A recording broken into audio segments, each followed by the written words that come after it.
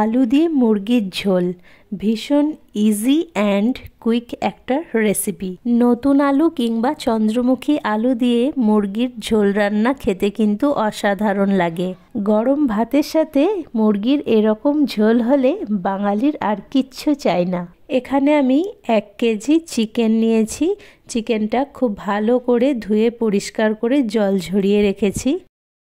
এখানে আমি 4টে বড় সাইজের নতুন আলু খোসাগুলো খুব ভালো করে পিল অফ করে কেটে নিয়েছি। কথাই আছে শখের দাম লাখ টাকা, তাই আমারও শখ হয়েছে উনুনে রান্না করার। সো আজ আমি আপনাদেরকে উনুনে রান্না করে দেখাবো। এখন কড়াইয়ে সর্ষের তেল গরম করে আলুগুলো লালচে লালচে করে ভেজে নিতে হবে।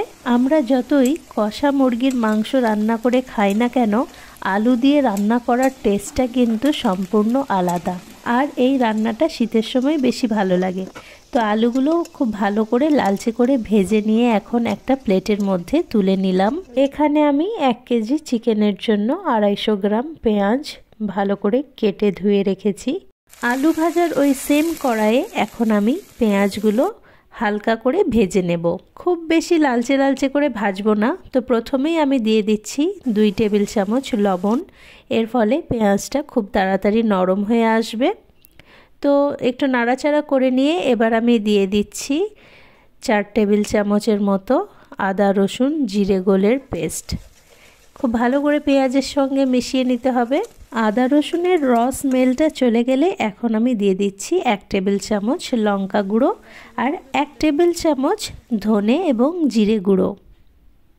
এবার মশলাটা ভালো করে মিশিয়ে নিতে হবে। এখন দিয়ে দেব হলুদ গুঁড়ো। হলুদ গুঁড়ো দিয়ে দিলাম 1.5 টেবিল চামচের মতো। তারপর আবারও খুব ভালো করে নেড়ে চেড়ে মশলাগুলো কষাতে হবে।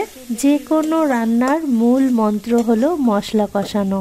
মশলা কষানো ভালো হলেই আপনার রান্না ভালো হতে বাধ্য। যখন পেঁয়াজ থেকে তেল ছেড়ে আসবে এমন অবস্থায় আমি দিয়ে দিচ্ছি চিকেনের পিসগুলো।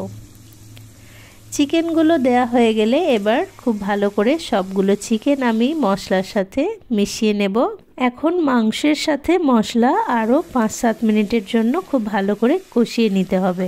আজ আমি শখের বশে উনুনে রান্না করছি। শীতের সময় বেশ ঠান্ডা ঠান্ডা ওয়েদারে রান্নার সাথে সাথে আগুনও তাপিয়ে নেওয়া হচ্ছে।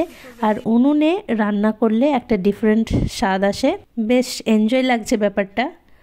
তো এদিকে দেখুন এখানে আমি চিকেনের স্টম্যাক নিয়েছি 250 গ্রাম। তো কষানোর সময়ই এই একই সাথে চিকেন স্টম্যাকগুলোকেও কষিয়ে নেব। বেশ ভালোই লাগে খেতে। যারা খান তারা জানবেন, আর যারা খান না তাদের আর কী বলবো। তো এখানে আমি খুব ভালো করে মাংসটা কষিয়ে নিচ্ছি। বেশ ভালো করে মাংস কষিয়ে নেওয়ার পর এবার আমি আলুগুলো দিয়ে দেব। রান্না থেকে যখন তেল ছেড়ে এসেছে তখন আমি আলুগুলো দিয়ে দিচ্ছি।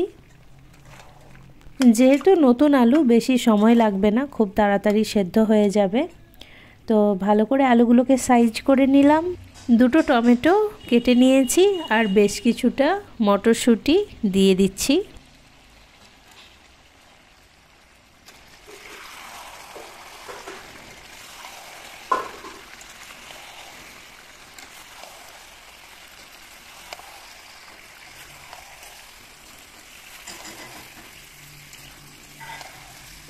খুব ভালোভাবে মিশিয়ে কষিয়ে নিয়েছি।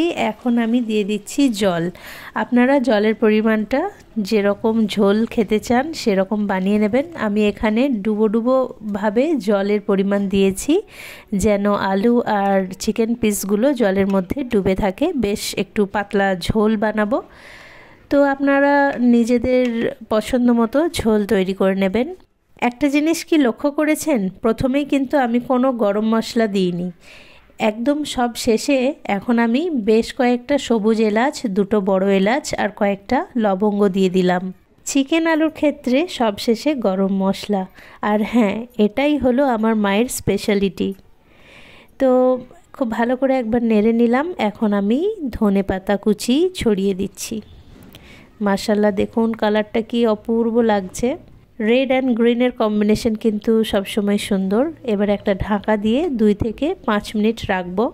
ফিরে এলাম 5-7 মিনিট পর। এই যে দেখুন রান্নাটা খুব ভালোভাবেই সেদ্ধ হয়ে গেছে। এবার আমি উনুন থেকে কড়াইটা নামিয়ে নেব, তারপর আপনাদেরকে সার্ভ করে দেখাচ্ছি। সো এই যে দেখুন, মাশাআল্লাহ মাশাআল্লাহ, খুব দারুণ কালার এসেছে। আর কী বা বলবো, আমি নিজেই রান্না করেছি। আপনারা এবার বাড়িতে ট্রাই করে দেখবেন আর কমেন্ট করে জানাবেন। সো ভিডিও ভালো লেগে থাকলে লাইক করবেন, নিজের ফ্রেন্ডস অ্যান্ড ফ্যামিলির সাথে শেয়ার করবেন, আর নতুন বন্ধু হয়ে পাশে থাকবেন, সাবস্ক্রাইব করবেন। আল্লাহ হাফিজ।